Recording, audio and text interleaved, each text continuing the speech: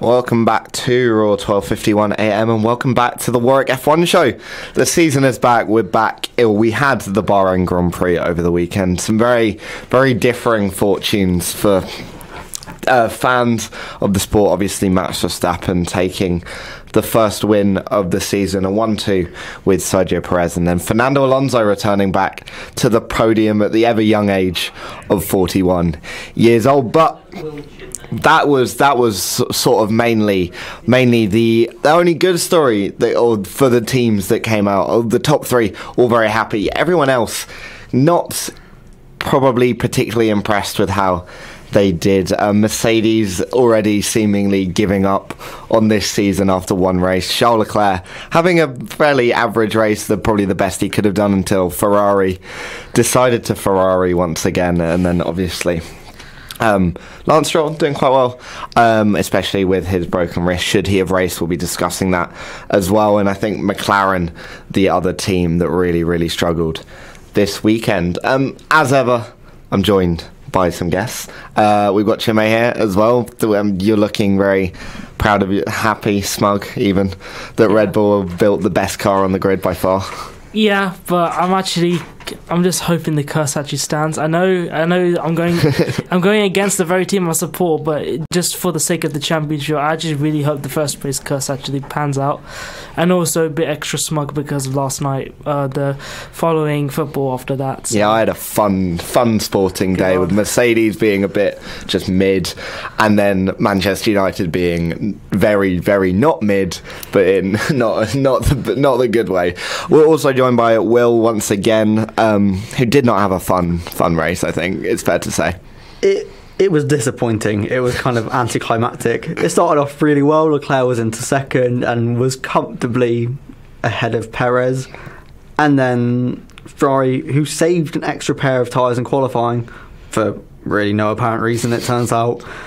And he then just got overtaken by Perez, who just pulled away. And then obviously his car just gave up. And it was the part that they replaced, wasn't it?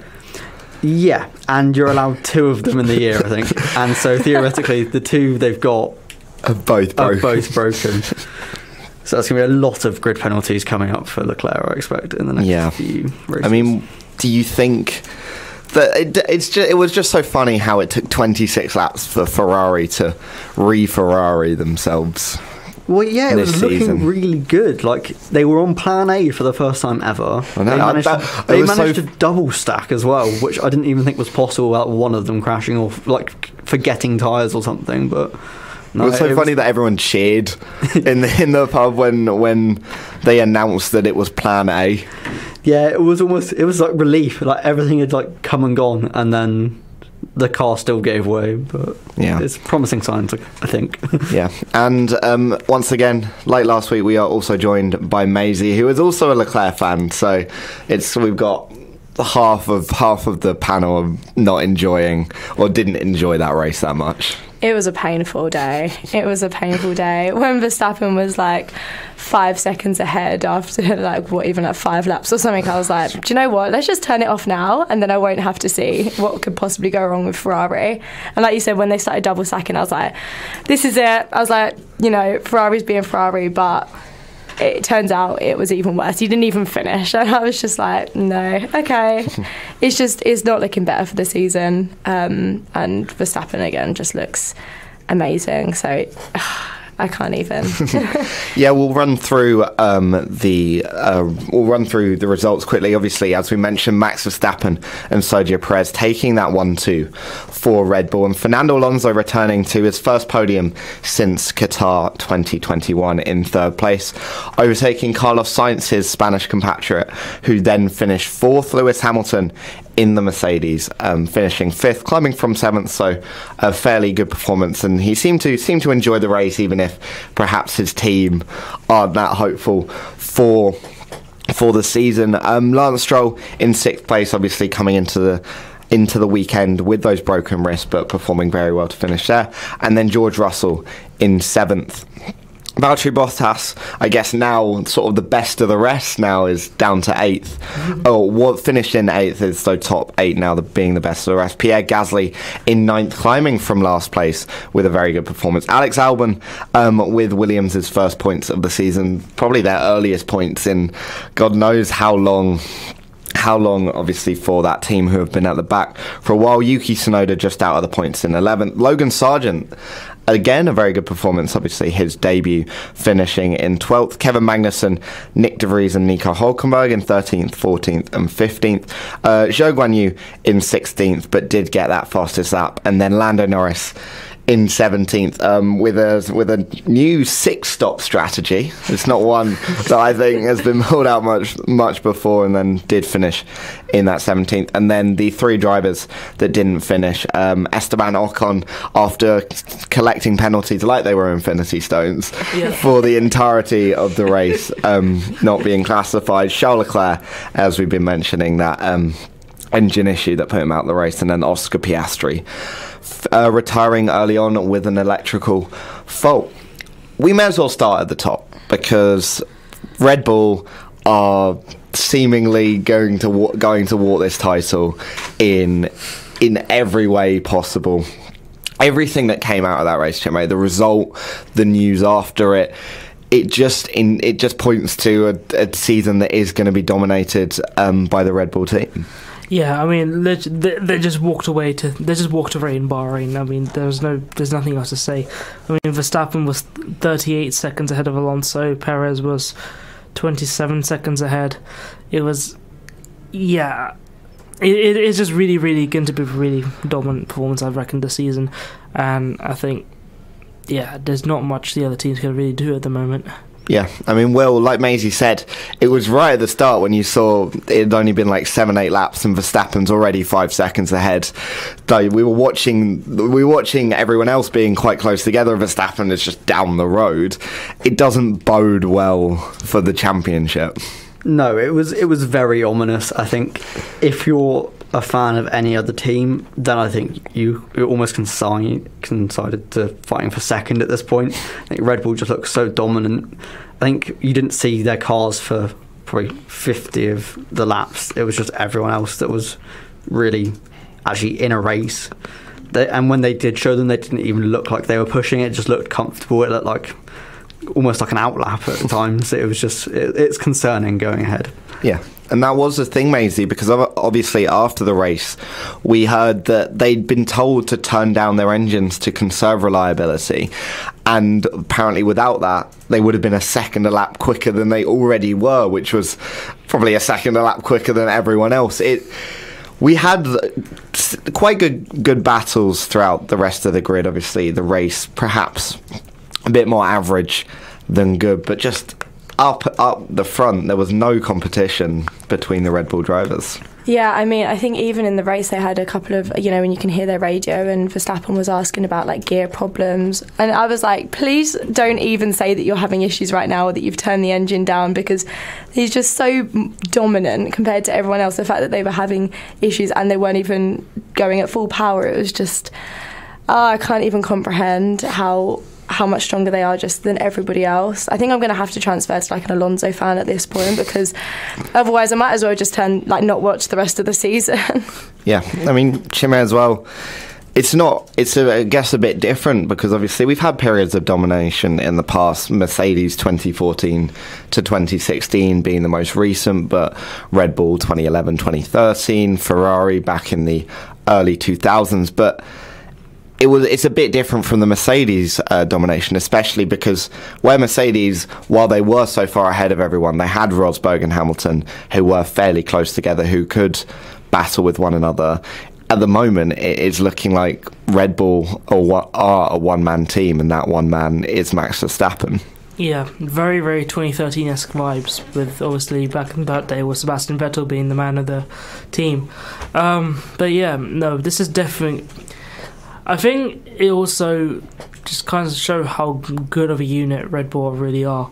I mean, you've got Max Verstappen, you got Sergio Perez, who had a very, very strong start to the season, just relative to what statistics show, because obviously Verstappen's so much more dominant than Perez.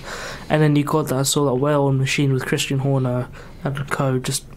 They just do not put a single foot wrong in the entire weekend. So it's like, you can only really see what the domination is going to really be like until 2026, really.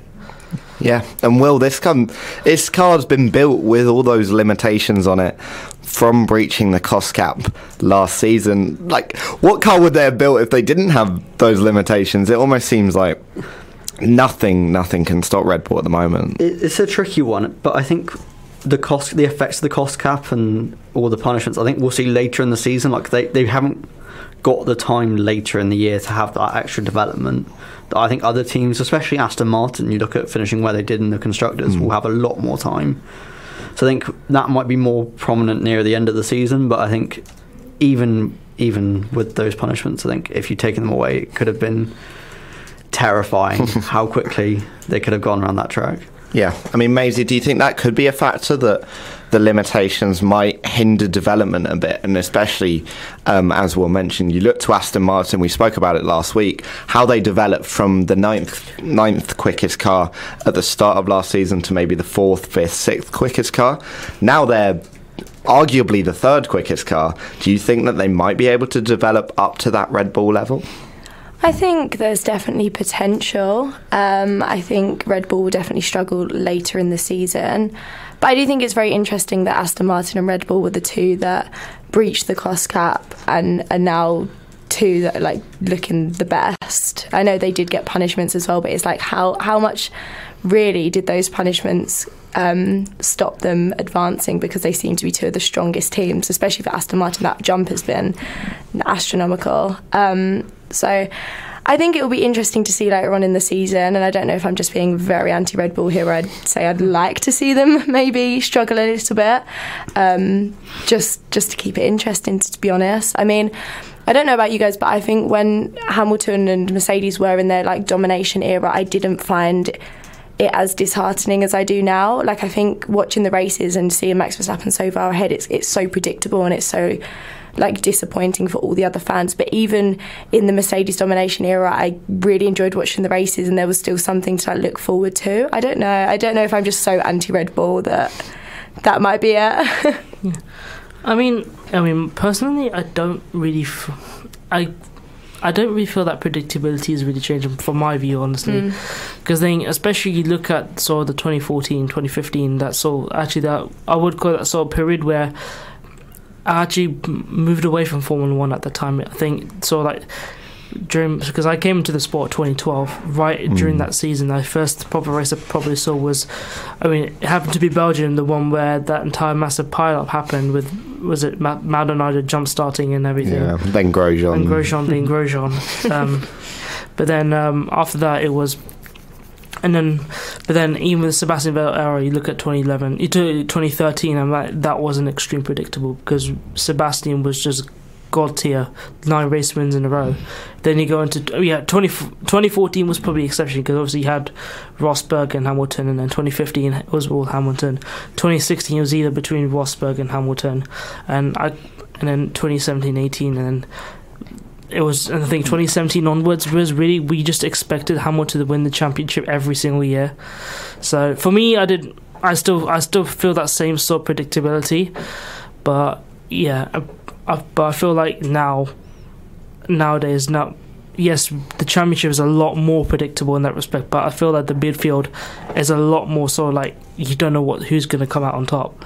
And we've spoken about Red Bull, and I think it's time to now speak about, are they the front runners? Are we calling them the upper midfield now, the 3 teams behind Red Bull? Are they now the upper midfield? Which is a bit disturbing, but we'll move on from that. But no, Ferrari, Aston Martin now, and Mercedes. And we'll start with Ferrari. And I think it's fair to say, Chinmay, on the face of it, Ferrari are the 2nd quickest team at the moment, but they are hindered by them being Ferrari.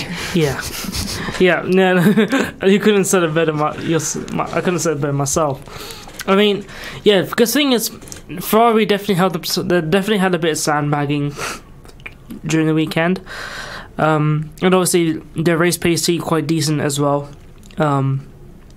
I think if it wasn't for tyre deck, it definitely would have been uncomfortable. And obviously Leclerc's control electronics issues, so inevitable Ferrari reliability. So of course that was the issue. But I think if it wasn't for that, they would have been a comfortable third and fourth in the race. Yeah. So. I mean, well, it does seem to be that tyre deg at the moment, especially because you look to qualifying, for example, and Ferrari weren't maybe expected to challenge Red Bull, but they weren't too far away from challenging the Milton Keynes team. No, I don't think they were, and I think historically Sainz hasn't done amazingly at the circuit, and I think I would love to have seen Leclerc get one more run, even if they said we're not going to send you out initially, we'll send you out at the end when the track is at optimal conditions.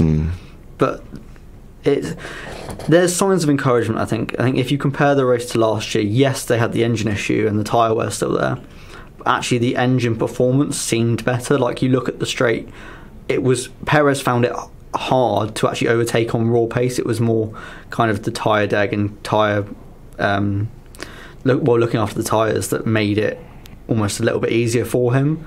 So it's a tricky one. Obviously, the reliability isn't ideal, and it's not what you want to leave the first race of the season with. But I think there are signs of progress, at least. Yeah, Mazie, we've obviously the reliability has come in from. It's an easy joke to make, but you look to last season, Red Bull, both of their cars broke down, and they had almost perfect reliability for the rest of the season, just because I guess one car breaks down at a first race. It being the first race, maybe it could have happened at the 9th race, the 14th race, or something like that. It just seems to be unlucky, but because it is Ferrari, it's a bit easier to make fun of. When their race wasn't going too badly, as you said, they made the double stack, they made that work. It almost felt like something had to give for F1 to truly be back and for us to truly remember what Ferrari were like. Yeah, I mean, Ferrari just has to be the unluckiest team, and that's just the reputation they have at the moment. So everyone's so quick to jump on the bandwagon. As soon as something goes wrong, it's like, oh, that's it. Okay, Ferrari's out for the whole season. Don't even worry about them. But as you said, yeah, both Red Bulls didn't finish last year at Bahrain, and that was a big shock, but they managed to come back from it. So we're hoping that Ferrari's going to learn from their mistakes, and that will be one of the last reliability issues they have. That, you know, it's Ferrari.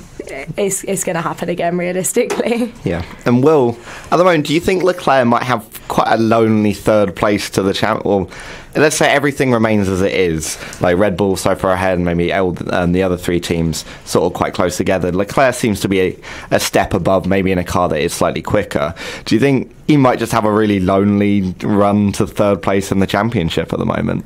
I think he could do. I think it depends on development. I think personally, as a Ferrari fan, I'd like to think that he could maybe in certain circuits push Perez. I think it was looking at times like he could do that yesterday.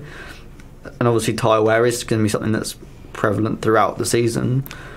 But if it's not, and there are races that are a lot easier on tyres than Bahrain, for example, then I think you could see him maybe pushing Perez for second, and maybe you might get a few qualifying sessions when they are the quickest car, but I think throughout the race, I can't see him getting that far.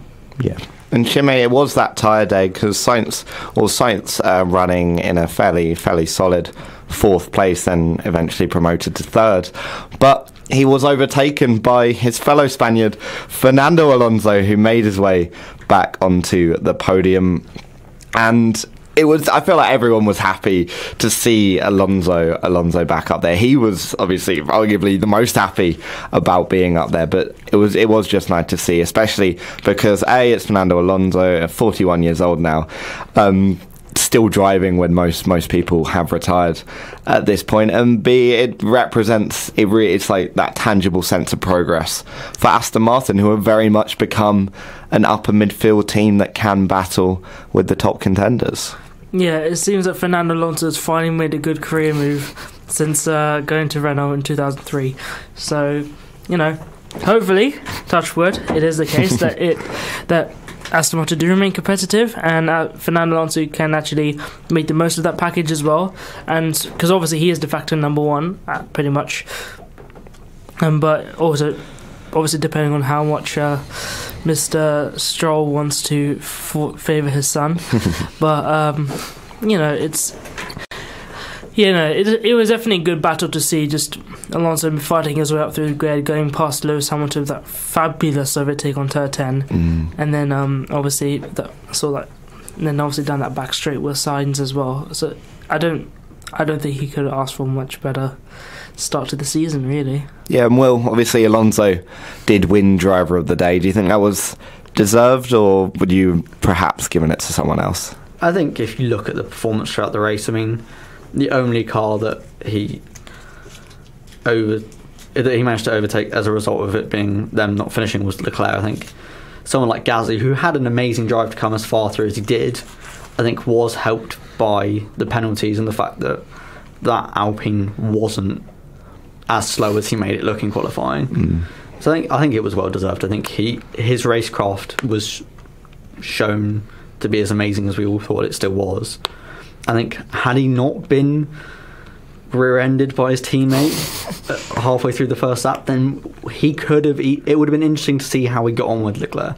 Yeah, and obviously Mazie, I was going to bring that in, but Alonso's race nearly ended very early with Lance Stroll making the dive bomb from the gods. He was behind George Russell and ended up dive bombing side by side Lewis Hamilton and Fernando Alonso. I mean, we saw it on the replay, and it was terrifying to watch how very close they could have been to ending each other's races. I don't know what it is about Stroll. He really just tries to take everyone out at any chance he gets, just so unnecessarily as well. I don't know when he will learn. He goes for the most aggressive moves for absolutely no reason. You could literally wait a couple more laps and move up slowly, and he just goes for it straight away. If he'd honestly got Alonso out, I would have been so angry, and it would have just started a whole rivalry. But Alonso managed to keep it together and do really well, and I don't even think we can blame it on the fact that Stroll was severely injured. He just does make those moves. He is just an aggressive driver like that. So it was a scary one. It could have been bad. Yeah. And obviously, Chinmay, that was a story surrounding Aston Martin and F1 coming into the weekend. That Lance Stroll did end up racing. He has had his broken wrist. We saw in practice and qualifying as well. Sometimes he was sort of resting on the wheel to prevent pain from the wrist. Do you think he should have driven, or do you think that maybe obviously we're now looking at it with the benefit of hindsight? He has finished sixth. It's a very good performance from him as well, especially with the injuries that he is facing. But do you think he should have driven maybe in the first place? It's a difficult one as well, because obviously knowing Lance Stroll, I personally speak, as much as Drogovic is a good driver, I don't think that he would have been able to extract as much as Lance Stroll did last weekend. And Lance Stroll did actually drive impressive. I think he just had an issue with turn 10 and turn 4, I believe. Obviously the end of the second straight. It was mainly those two corners he really had problems with. But yeah, I think the bigger concern would probably be in Jeddah next race, because obviously there are no track limits as such in Jeddah, and I feel especially with the high speed nature, if he is going to be driving the way he did this weekend, then a track like Jeddah would be somewhere that it would really be worrying.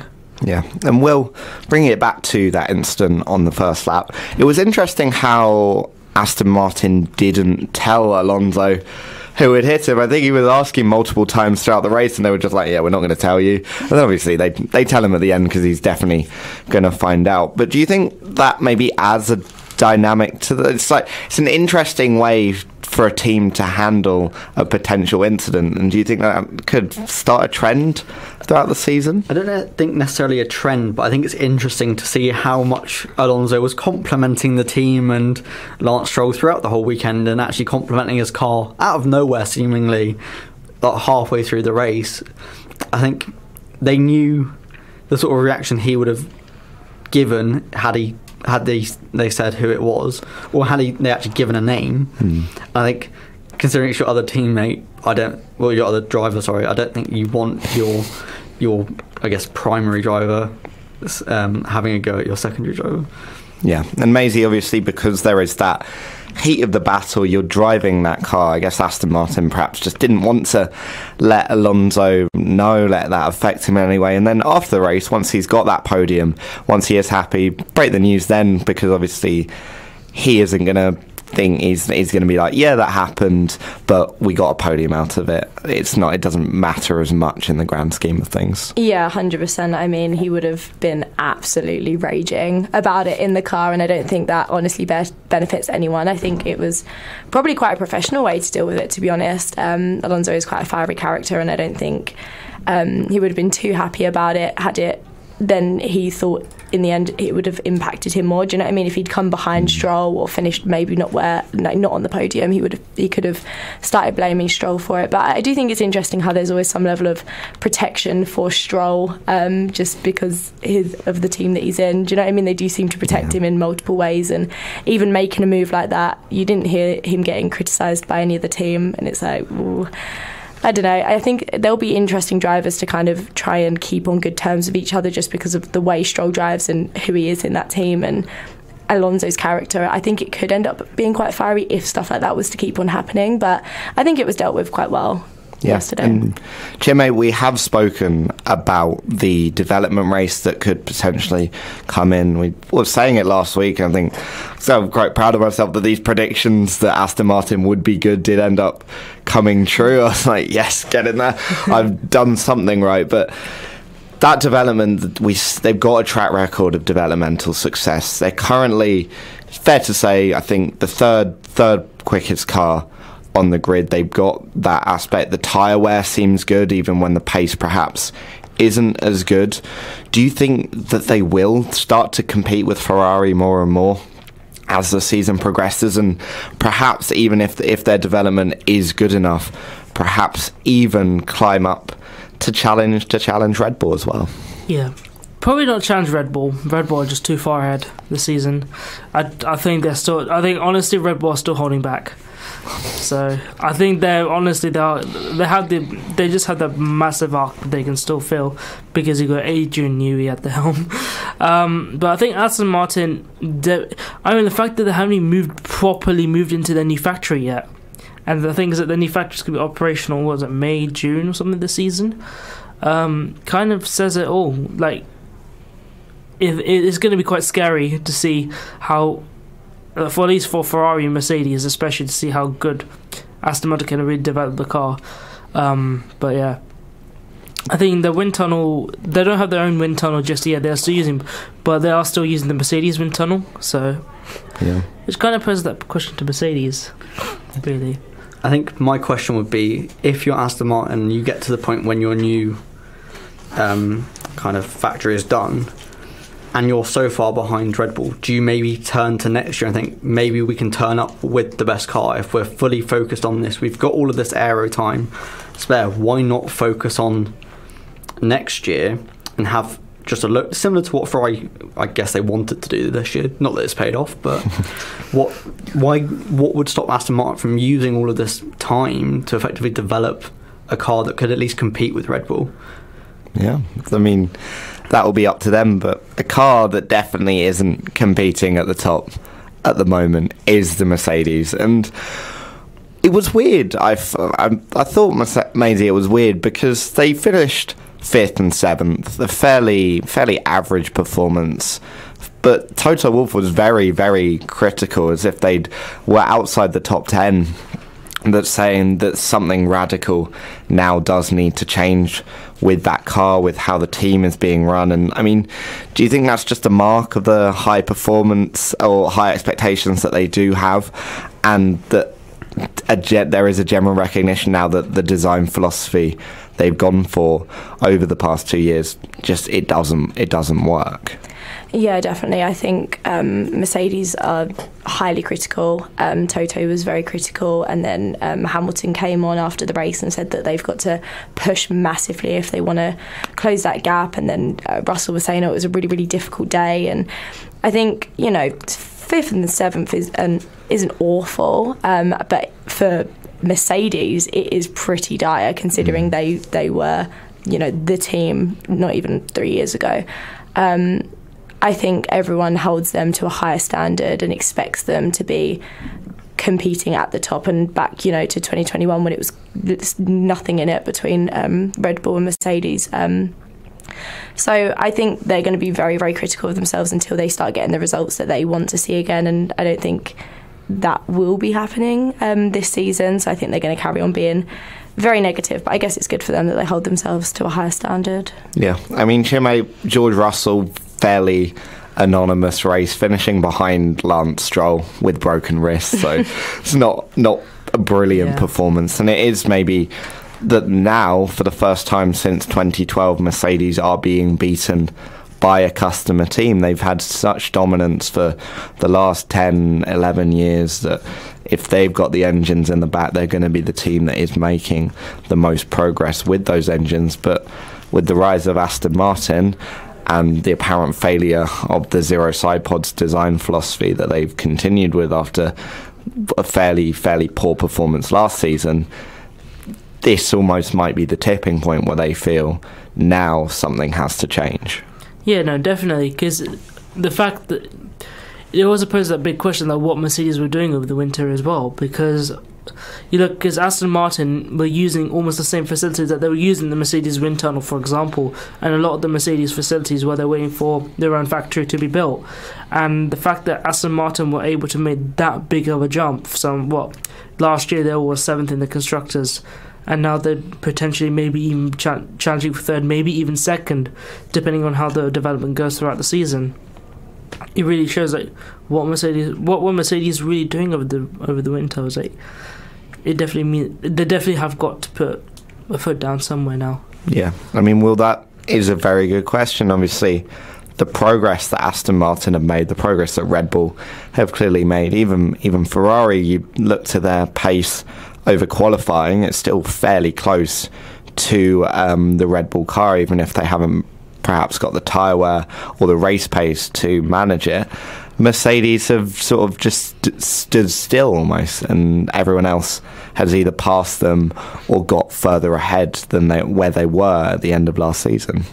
Yeah, I think if you're Toto Wolff, the reason that it is such a disaster weekend for you is that, as you said, your customer team, which is using your engine, your gearbox and your rear axles and your facilities, have leapfrogged you comfortably, it seems, over the winter, that something's gone wrong. And it's not that they've chosen to copy your design, they've chosen to copy a team that you've had a fierce rivalry with, and quite evidently copy them as well, almost.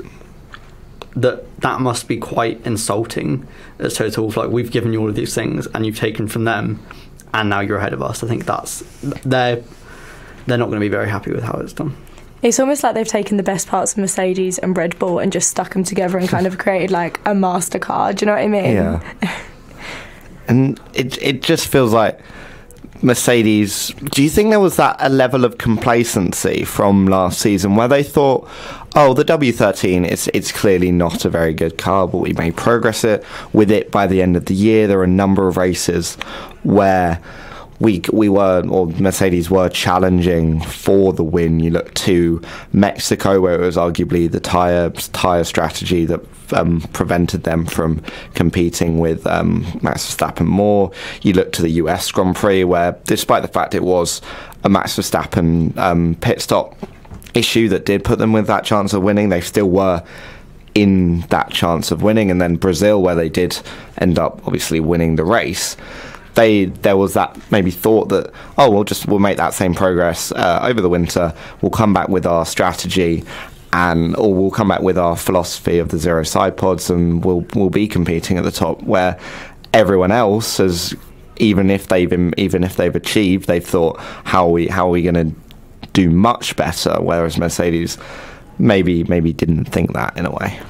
Yeah, I feel like I also get from Mercedes as well that, because obviously this is now the second year of the new regulations, and obviously all the other teams are so like set in stone of what concept they're ultimately going to be following. I feel like Mercedes are a bit hesitant to really make that big change to switch up that concept altogether, because the fact that if they do end up switching concept altogether, it's going to put them back at square one, and if that doesn't work out, obviously it's going to be really disastrous for the team in general anyway.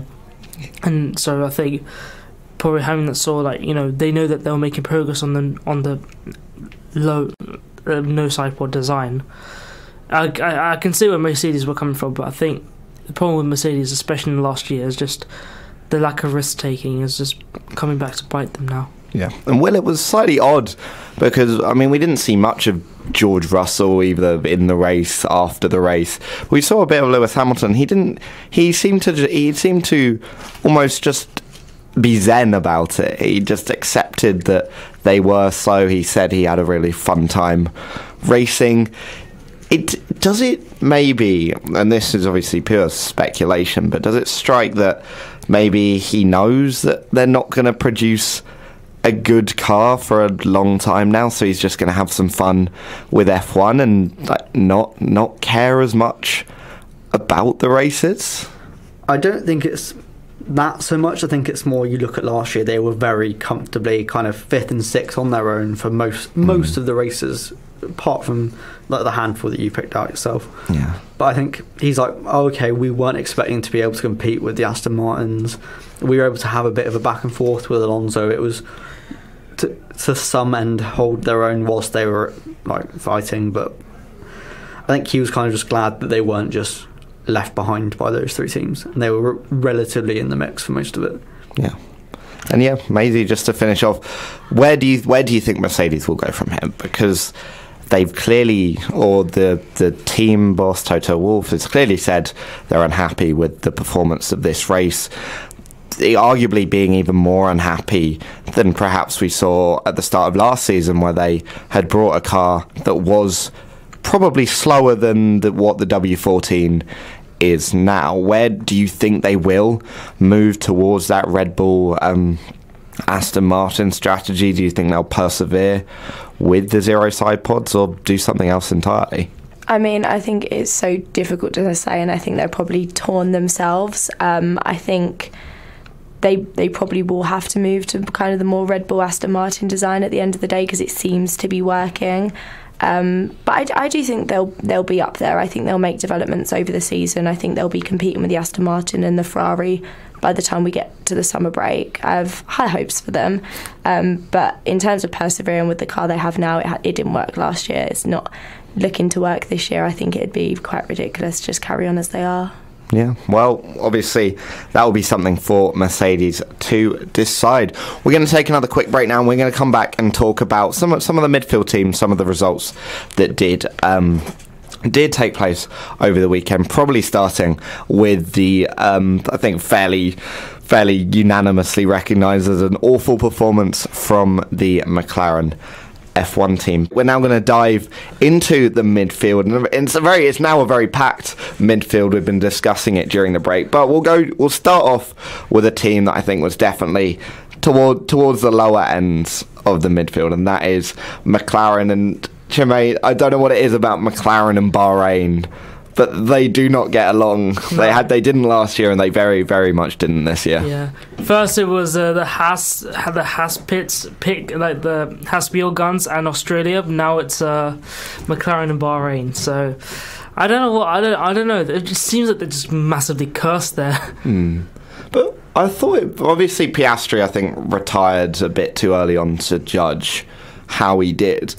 But, well, it was one really interesting thing, I think, to take from McLaren's race, and that was when we were seeing the shots of Sainz, Alonso and Hamilton, and just behind them, seemingly for about 10 or 15 laps, was Lando Norris at all times. And it's like, do McLaren have a quicker car than perhaps we think?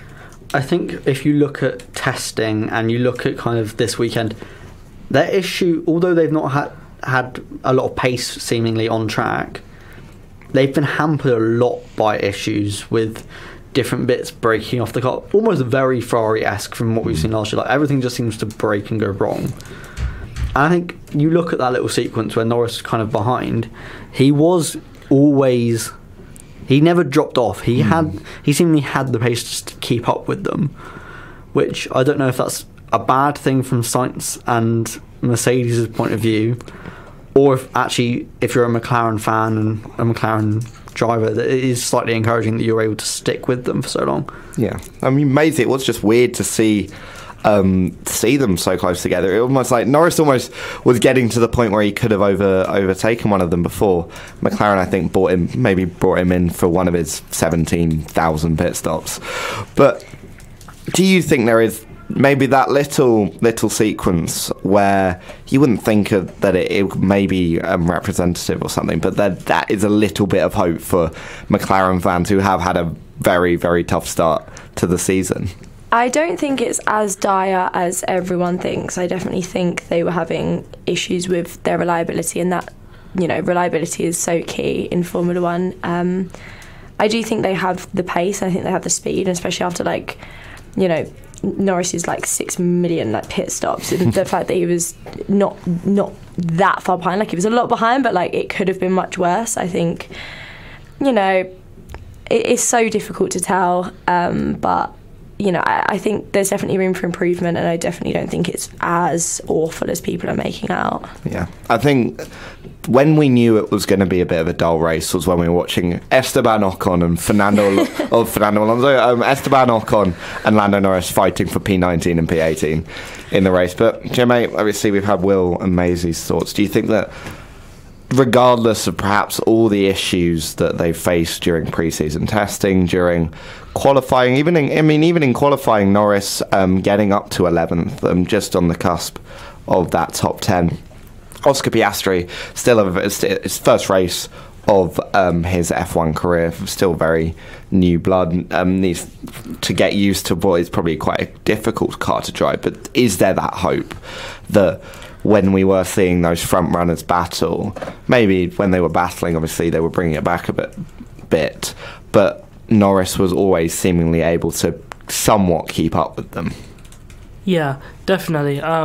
But yeah, because I'm going to go back to last year where McLaren also had a stink of a season opener. McLaren was not as bad as yesterday, but McLaren were the slowest car on the grid in Bahrain, and then come Imola, which is the third race of the season, we see Lando Norris on the podium.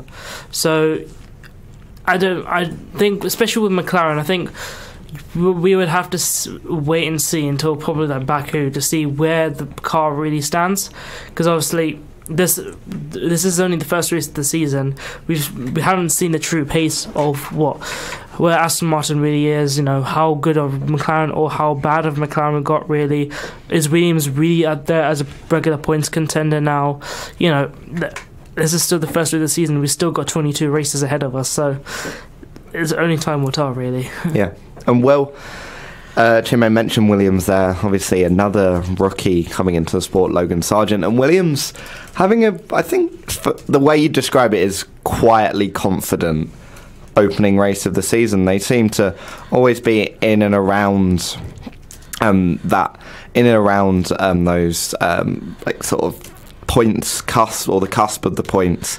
And Logan Sargent especially finishing just 8 seconds behind Alex Albon, a very experienced and very quick teammate.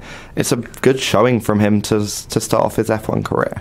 Yeah, I think if you're Williams, you're coming away from that weekend maybe one of the happiest teams on the grid. I think your new driver that you've just brought in, that people had a few question marks about. He hadn't won F2. He had a solid season, but again wasn't one of the top performing drivers. And for him to be that close to Alex Albon, I think is very encouraging. I think the only concern I would have if I were Williams is that once those cars like Gasly got past Albon, they were very quickly pulling away. Whether that was a tyre issue or something to do with strategy or fuel loads or whatever, I'm not too sure.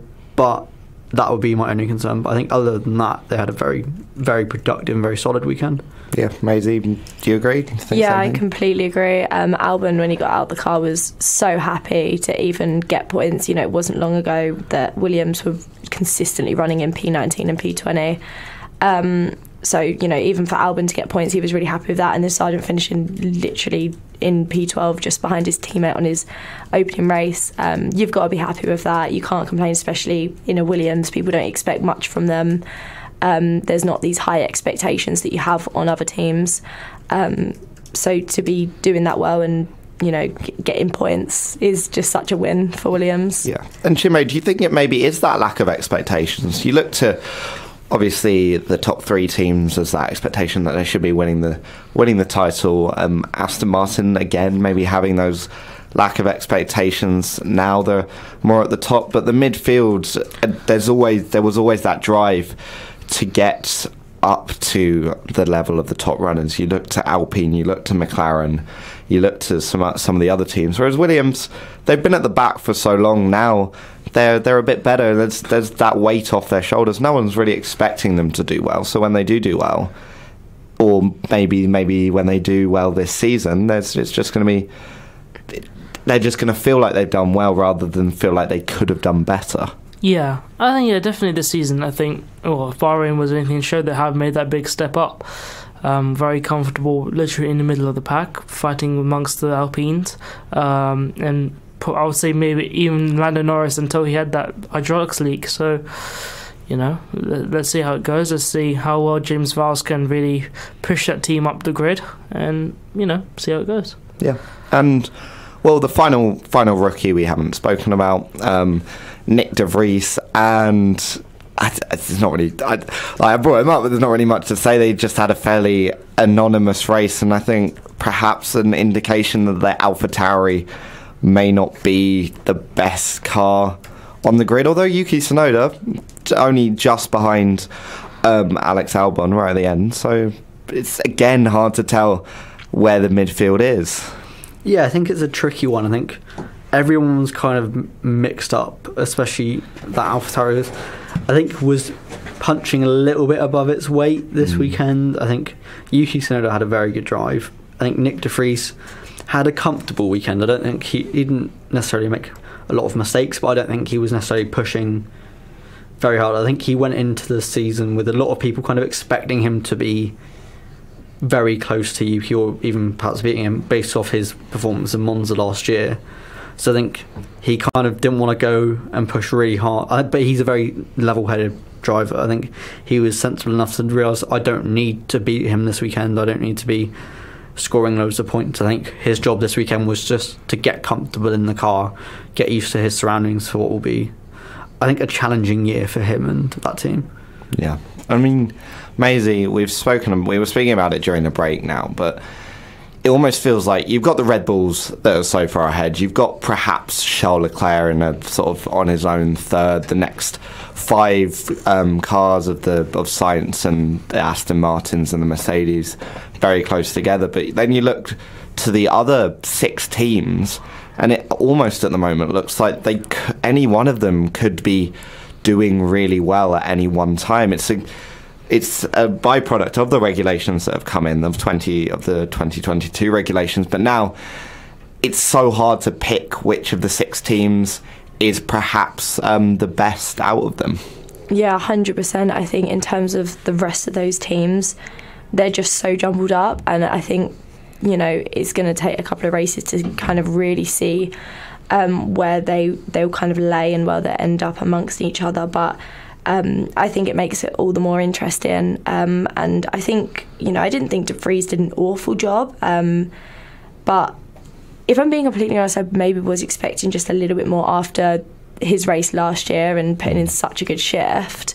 I did think he was going to be kind of maybe one of those Max Verstappen-esque kind of people that would come in and get points or do really well and like impress everyone, but he kind of laid low.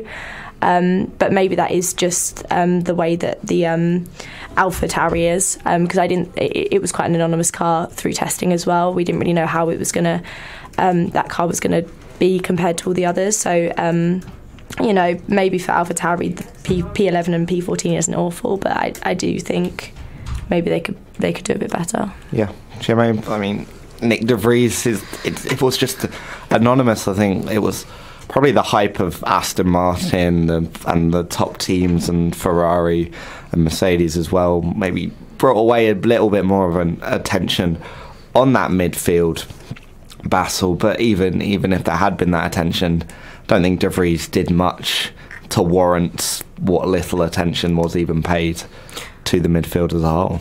Yeah. It's a weird one because obviously AlphaTauri, there's sort of like that blur, and obviously because it's still in the first race, we don't know where they're really on the pecking order. And then we got Nick De Vries, who's literally just made his way into the sport. This is only his second race. His first as a full-time member of the Formula One paddock. Then you got Yuki Tsunoda. Yuki Tsunoda's always been that sort of, we've seen as that there's this misfiring character where, we've seen how fast he could really be, but we've also seen how, poor he can perform as well. We've seen him perform all across the spectrum on a regular basis for the last 2 years now. So obviously the pressure is on Yuki to actually perform, and yeah. It really also depends on just really how well AlphaTauri can develop that car throughout the season as well. Yeah, and we'll move on to, I think, one of the funnier stories that did come out of the weekend, and that was Esteban Ocon trying to collect every penalty the FIA has ever made up. So it started with him parking in his grid spot in the wrong place, which was a 5-second time penalty.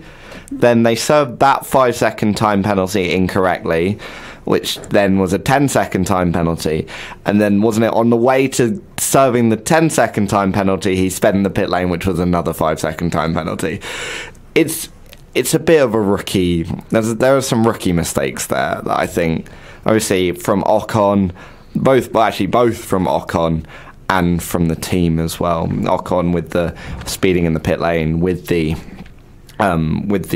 parking in the wrong grid slot, but the team as well, not to touch the car within the first 5 seconds, Mazie, and they did do that, and it did cost Ocon again. And Ocon was in a place, even after the penalties, he was still sort of competing with other drivers, so perhaps cost them, as you saw with his teammate Gasly, a chance at points if he'd shot up the grid. Yeah, definitely. I think, in terms of not being in the right grid spot, that is completely on him. And the 5-second time penalty is unfortunate, but we've seen so many 5-second time penalties in races before and people have come back from it. So he probably didn't think it was too horrendous. But then the second one is completely on the team. That's a team error. That just shouldn't happen. And making that, I think, almost in a way it is unfair to completely just punish the driver and make it a 10-second time penalty for Ocon, because that impacts his race when there wasn't anything he could do about that one.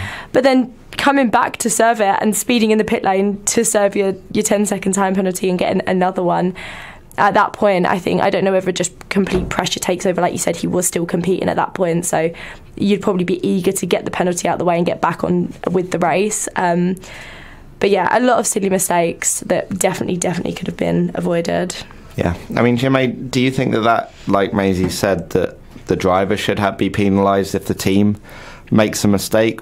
And if so, can you think of an alternative where only the team is penalised? Because that may be the FIA's argument, in that while it does penalise the driver, it does also penalise the team. It means Ocon is likely not to score points, which do go towards the constructors' battle at the end of the season, where a lot of money is involved. Yeah, definitely. It is a weird one, because at the end of the day, yes, it was the team that caused a big 10-second penalty by incorrectly serving the penalty. But at the end of the day, Formula One's also a team sport, so yes, I don't really see how you can not penalise a driver for the team's mistakes in this respect, because the fact that it was Ocon serving the penalty and that it wasn't served correctly in that meantime. I think the only thing you could maybe do is investigate it after the race, and if he does, say, get any points, the driver themselves could keep them, but they would then lose them from the actual constructors table, perhaps. Yeah. But I think you could then argue that it's going to affect the driver's standings. Although it's not his fault, other drivers have then lost out on chance of points. I think it's a tricky one to kind of work out. Yeah, and it did maybe cost Alpine more, because you look to Pierre Gasly, he went from 20th to 9th. Obviously, first race of the season, very difficult to say, but that Alpine potentially the fastest midfield car now? If we say the top 4 teams are maybe the top teams, then you look to the midfield. That Alpine going from 20th to 9th, seemingly sort of, we never really saw how he did it. He sort of just climbed up the ranks and then ended up in P9, but boding well for the French outfit, even if maybe they haven't achieved their aims of climbing up to compete with the Ferraris and Mercedes like Aston Martin have. Yeah, I think it's a very good sign for them. I mean, I know they were very confident coming into the weekend and it hasn't necessarily panned out that way. But I think if you look at Pierre Gasly's managed to come through the field having had little to no experience in that car, it's his first race after having a very suboptimal qualifying. For him to then have that performance on race day is actually very encouraging for the team. I think if you then have Esteban Ocon, who's very used to that team there, and you have the two of them perhaps working together, it might be a lot easier for them in the future.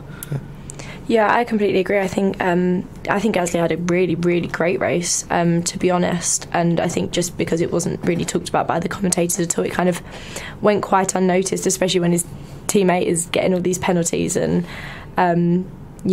focusing on that. But I think for Alpine, I think their development is great, and I think they really are looking at to be like kind of the best of the rest of the rest. Not up there with the top 4 now, I guess it is. But in terms of the other 6, I think Alpine are looking extremely strong. So as long as the drivers don't clash in terms of arguments and personalities and on track, I think they definitely could be the favourites for the best of the rest right now. Yeah. And Chinmay, do you think that it will be crucial for these teams to get these 1 or 2 points? Because we've gone from a situation last season where you had six drivers likely on a completely normal day. We didn't get too many of them, in fact, last season, but on a completely normal day, a completely normal race, the top 6 would be made up of Red Bull, Mercedes and Ferrari in any of those order, but it would still leave that 7th, 8th, 9th and 10th places up for grabs. But now you've got 4 teams up there. We were talking about it during the break as well. Qualifying, it's now almost potentially 4 teams up there, and it's only going to be 2 other drivers that get into Q3. It's going to be the same for the race. We're going to have 4 teams up there. We saw Mercedes, we saw Red Bull obviously dominating at the front, Ferrari and Aston Martin. Leclerc did retire, but would have finished in that top 8.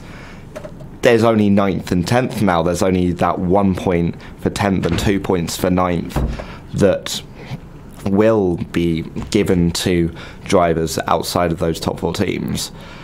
So it almost feels like those 1 and 2 points are going to be a lot more crucial now than perhaps they were in the past in 2021 and 2020. Oh yeah, no, definitely. But yeah, it's always that in F1 every point counts, because it's not just for obviously the midfielders, the lower midfield as well, but the likes of Ferrari, Mercedes and Aston Martin, they need to make sure that they're consistently fighting towards the top. And I think it's all just about extracting the most out of the packages they can get and basically just making the most of every opportunity. So especially when one of the top 4 teams are having a disaster of a weekend and reliability or crashing out or etc., it all just falls on the low teams to make the most of just picking up the pieces. Yeah, and we'll take another quick break now, and we'll come back to finish talking about the rest of the teams that haven't been mentioned. The return of the predictions we forgot to make them for Bahrain, but no, they will be returning as we predict what will happen in Saudi Arabia. As we were saying, we'll dive into the final 2 teams that I think we haven't discussed, starting with we'll start with Alfa Romeo, who just did their Alfa Romeo thing and just showed up, drove and left without anyone paying attention to what they actually did. That team is so anonymous these days. They're just waiting for Audi. The ultimate NPC team. But yeah. I mean, yeah, there's literally nothing to say. I fully support Guan Yu Zhou in his bid to get fastest lap, because he earned exactly nothing from it. He just stopped Gasly getting it. Maybe that's Alfa Romeo's tactic. They're going to help Ferrari out by just sending Guan Yu Zhou at the end of every race just on a set of softs, just take the fastest lap away from Verstappen.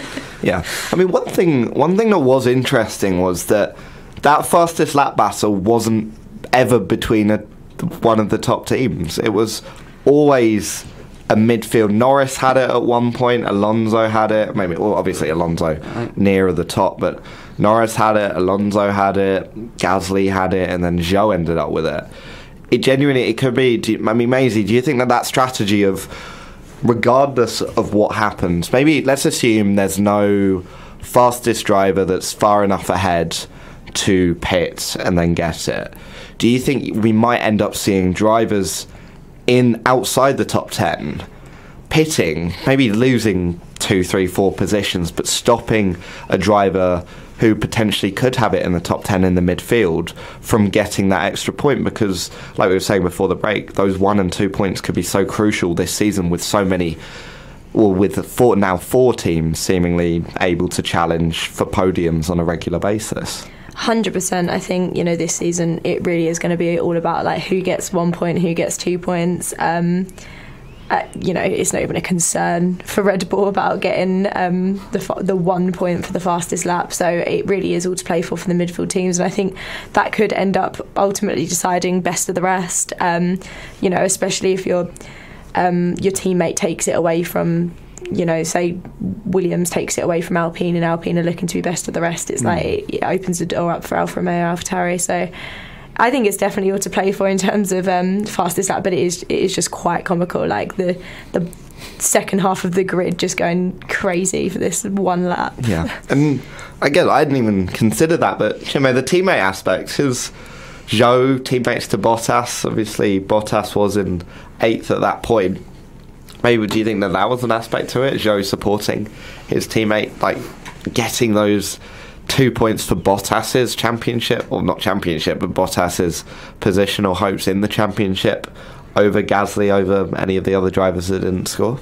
Probably, but yeah, it's I don't even really know what to say on that, to be honest, but yeah, probably.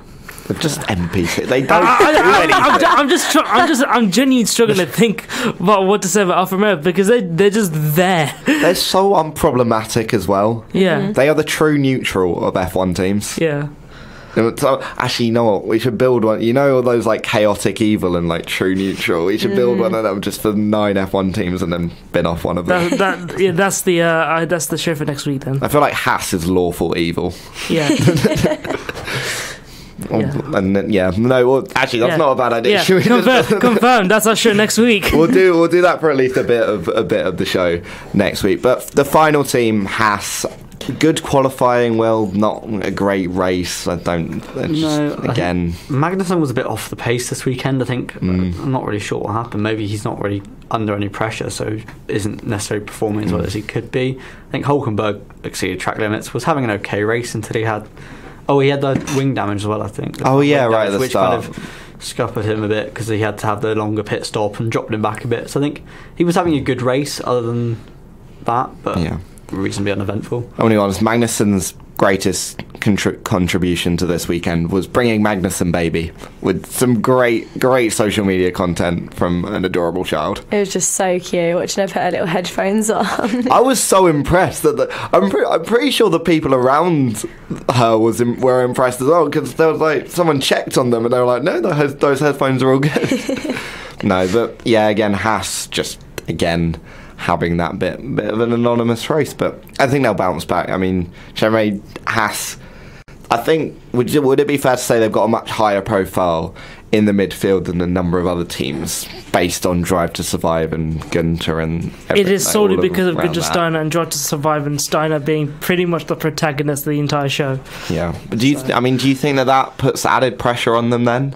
And that if they maybe don't start to perform, cracks will begin to show? And we've seen in the past with Haas, it's been a highly pressured driving environment. You look to a few years ago with Magnussen leaving the team. You look to last year, we saw it a lot in Drive to Survive as well.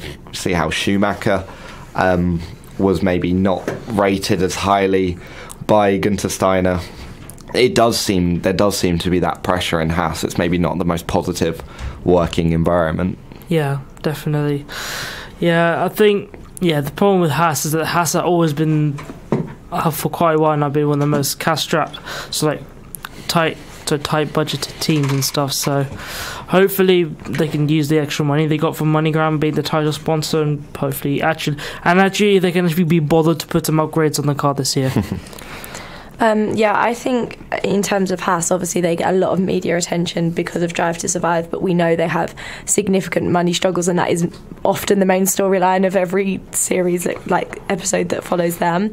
I think they struggle for drivers because obviously they want to have good, decent drivers, but they don't have the money to pay for, like I think you could see in Drive to Survive when they were asking about getting Ricciardo, but he was just out of their budget. But I think for Magnussen and Hülkenberg, they're two drivers that have a lot to prove. They were both kind of removed from Formula One when they didn't want to leave, and then both got given the opportunity to come back, and they're definitely going to be eager to try and prove themselves, but that didn't happen yesterday. So yeah, I mean, I think Haas is a funny one because I think neither of the drivers are necessarily guaranteed a seat next year. I think although their contracts might be in place for them to have one, they're the sort of team that if they've got that extra money that they can afford, and they probably can't, but if they can pick up, say, a cheap driver, because by the looks of it, this F2 field is one of the best in a long time. There's going to be a lot of young drivers there. There's a lot of interesting reserve drivers throughout the teams as well. And I suppose, especially as an American team, they could always look to somewhere like IndyCar, where there's these young, promising drivers as well. You could maybe see at least one, if not two of them, and a big shake-up if things don't turn around very quickly. Yeah, incredible performance from Teo Pourchaire, Zane Maloney. F2 looking very good this year.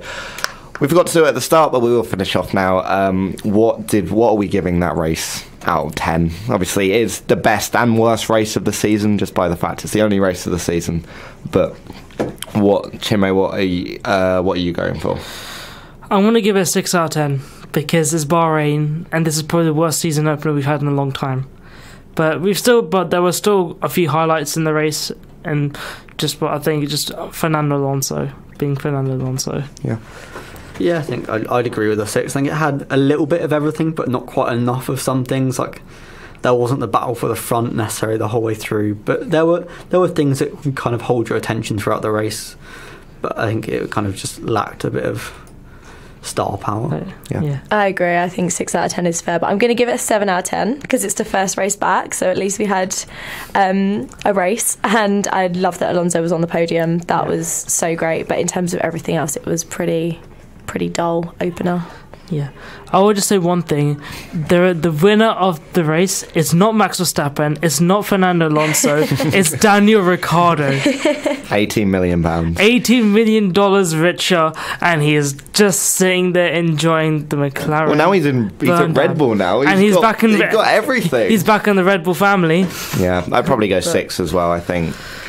Apart from the front, the front obviously very little happening. The midfield, intriguing. I think it sets up a lot of storylines, and I think for that aspect it's a maybe average race, but above average of what it could present in the future.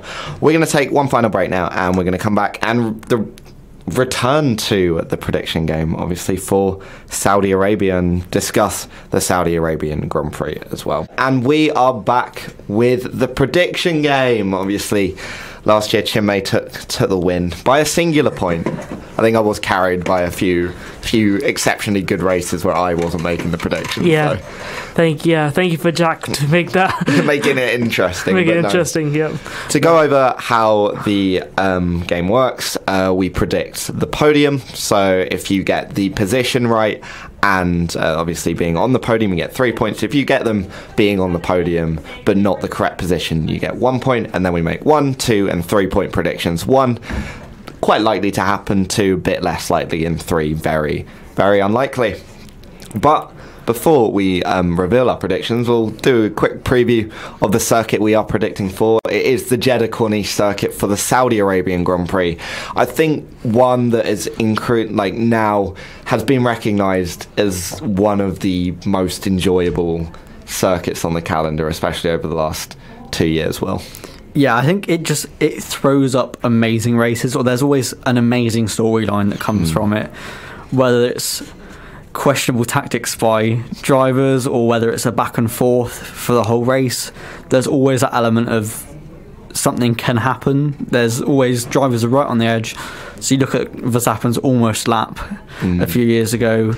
Drivers are right on that limit, and one small error and you're in the wall, and that can, in the race, there could be any number of safety cars. Yeah, and Chinmay, obviously, I think fair to say when it was coming onto the calendar in 2021, most people weren't expecting it to be the best race, but it's definitely exceeded expectations in how quick it is, how, let's be honest, probably pretty dangerous it is. They have changed the track to widen up some, or just make it so that some corners are less blind, some corners are a bit slower.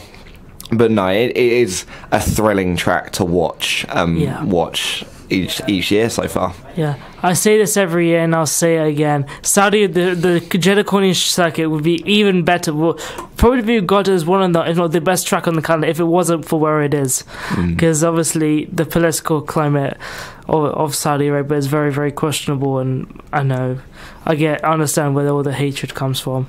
But then, hopefully there aren't any missile strikes anywhere near the plant around near the circuit this year. Yeah, but obviously, Mazie, there was that danger element last year with the missile strikes. But outside of all of that, and bringing it back to the F1, for me especially, the qualifying for Saudi Arabia is the best qualifying of the season. Like Will was saying, in 2021, we had the Verstappen almost lap. In 2022, the big crash for Mick Schumacher. It's such a quick track. It's so, you cannot make a single mistake, and when you do combine that with the cars being on their absolute limit as they are in qualifying, it makes for a spectacular hour of racing under the lights. 100%. I love qualifying in Saudi. I think, the track is so unforgiving, and qualifying is where we see every driver pushing it to the absolute limit. You're obviously going to get some drivers just taking it slightly too far and absolutely ruining their race for the next day.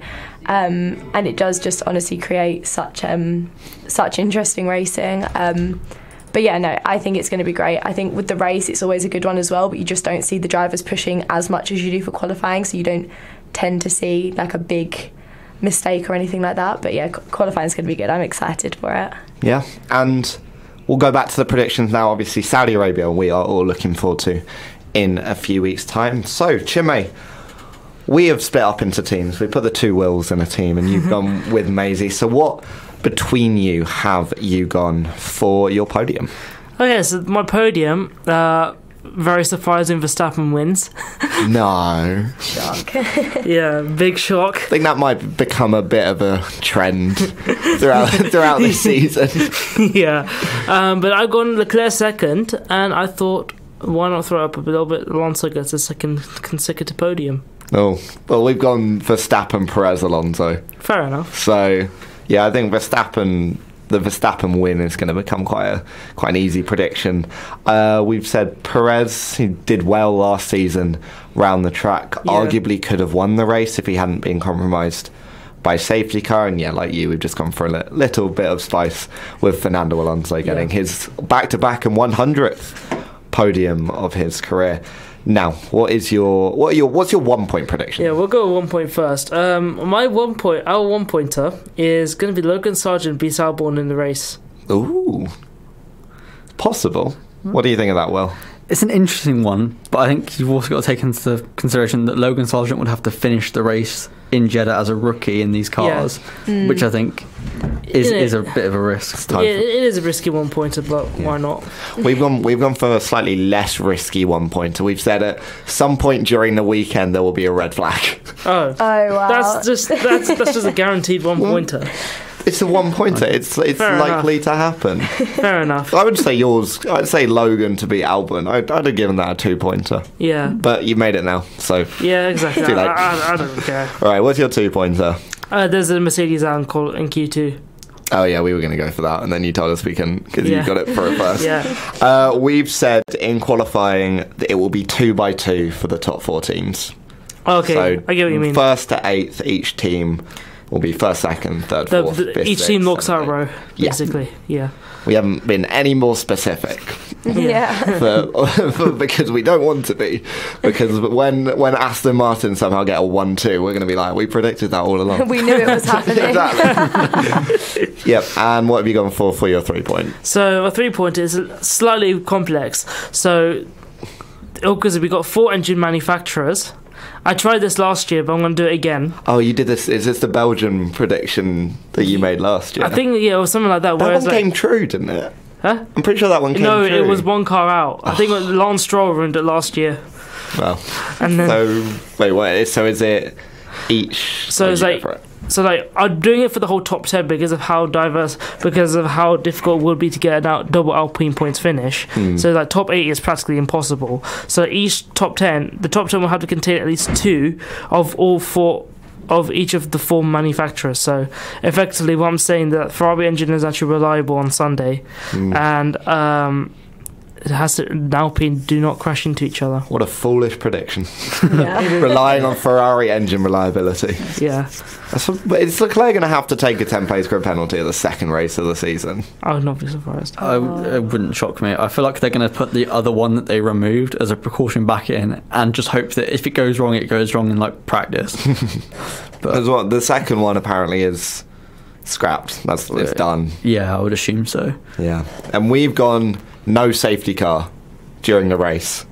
Ooh, that's a bold one. Yeah, we've said we're covering get up. Instant red flag though, so I feel like it's a possible. Do you know what I mean? Oh, that's a good point actually. What if it just goes red flag? Yeah. Like both of the predictions in one go. VSC to safety car.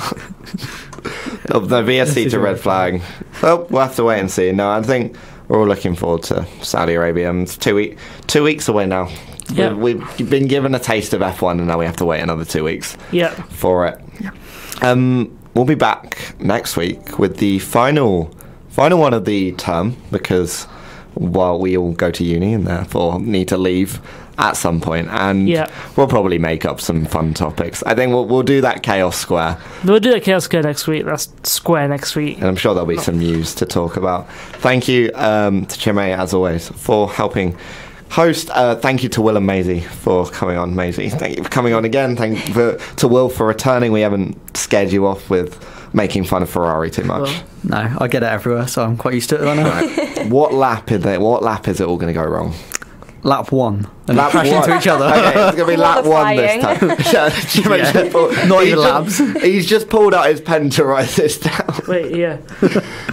Right, we're gonna clip this. And I'll send it to you if you get it right. But no, we'll be back next week to talk about whatever. And congratulations to all the new exec. I forgot to say congratulations to Chinmay. He's now the Warwick F1 president. Yeah, he leads us all. Yeah, thank you. And also, another reason why we haven't scared off Will Biddles is because he's now taking my role as content creation. So, thankfully, we've got 2 Warwick F1 exec members. Yeah, it's gonna be They're multiplying. Fun. It's like meiosis or something. No, but congratulations on your victories. Make sure to join the Warwick F1 Society at the races. What pub do we frequent in Leamington? The Clarendon. And what else should they come for? Should they come for the discounted drinks and food? Yes. And the fun atmosphere. Yeah. Of laughing at Ferrari fans. Yep. And Mercedes fans and Aston Martin fans. There's no laughing at Red Bull fans anymore. Basically anyone that isn't a Red Bull or Aston Martin. Yeah. Red Bull are now immune from being laughed at. It's not fair. Well, on that cheery thought, we're going to leave you there. Thank you for listening to the Warwick F1 show for another week. We'll be back next week as well.